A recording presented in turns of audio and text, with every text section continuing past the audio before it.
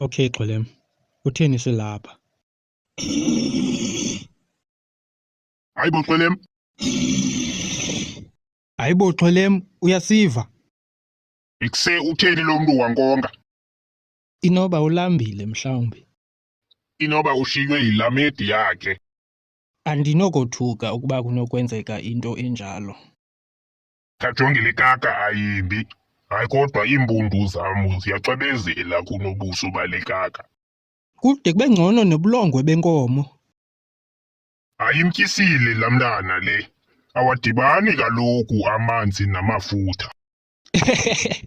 Ngubani umntu onovuma into eyesnacks olu hlobo? Ingathi lilakhwapha likasixwedi limnyama thu.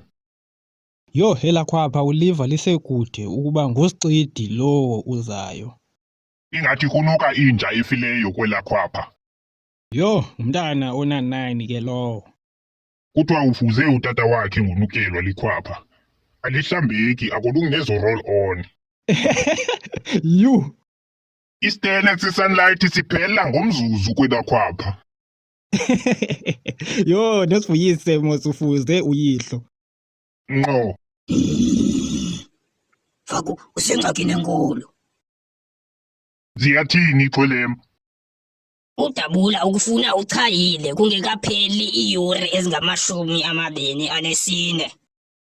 Khawutsho kutheni efuna ndifile?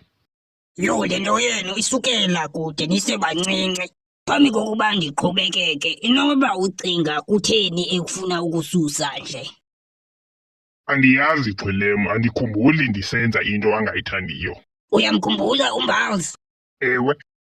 Yintoni enaniyithanda ukuyenza nisakhula?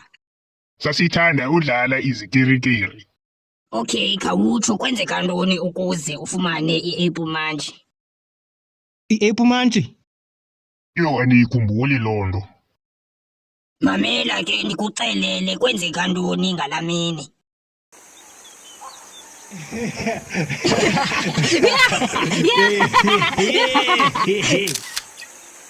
Yila mfethu ngicela iimpahla zam.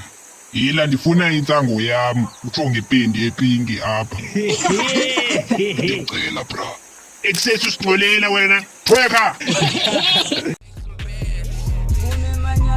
Beni ekhaya ekseni ndihleli nani ndingumntwana wenu gcina ikhaya lenu zokwenza kwenu ndiyanthanda nami ndizohlala nani ndithanda manyani abazali bami ndiyanthanda nyani abazali bami.